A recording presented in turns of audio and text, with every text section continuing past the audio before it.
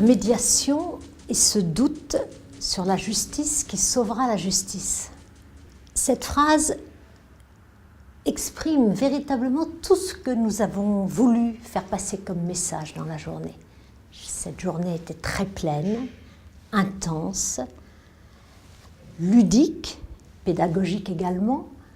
Et je pense que tous les retours d'expérience de ces acteurs et de ces promoteurs de la médiation vous montrent à quel point la médiation est une alternative. La médiation est quelque chose en quoi je crois et je suis convaincue, absolument convaincue, que la médiation jouera un rôle très important dans les années à venir, mais les années à venir commencent dès à présent. Le 25 octobre 2012, le barreau de Paris a organisé un colloque sur le thème de la médiation, pratique encore mal perçue par les défenseurs du droit. Des intervenants du monde de l'entreprise, des avocats, des magistrats, des praticiens ont débattu de cet outil au service d'une justice moderne. Ce colloque a été structuré de manière à alterner table ronde et extraits du film Carnage de Roman Polanski. De courtes scènes, avec des arrêts sur image, ont été suivies d'une médiation sous forme d'un jeu de rôle filmé consistant à reprendre les mots mêmes prononcés par les acteurs lors d'une scène conflictuelle, le comportement des protagonistes étant alors modifié par la présence d'un médiateur, tiers neutre et sans pouvoir, qui apaise notamment par la reformulation. La première table ronde a permis de débattre de la place de la médiation dans le droit des affaires en France et en perspective des pratiques européennes, canadiennes et internationales.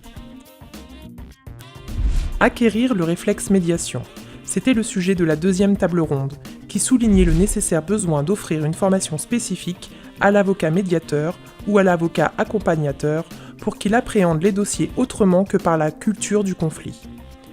Des propositions ont été formulées telles que la généralisation du module de formation initiale obligatoire pour toutes les écoles d'avocats comme à Paris et la labellisation des critères de formation pour l'agrément des médiateurs. La troisième table ronde a présenté l'enquête menée auprès de 70 entreprises françaises. Grâce à une gestion avisée des conflits, les entreprises peuvent améliorer leurs résultats économiques et non économiques. Il est fondamental que la médiation devienne une véritable alternative avec par exemple des incitations fiscales. Par ce processus de dialogue, les individus deviennent acteurs et responsables de la préservation du tissu social. La quatrième table ronde a ainsi démontré que la médiation permet de renouer le lien social et participe tant à la paix sociale qu'à la qualité des relations humaines.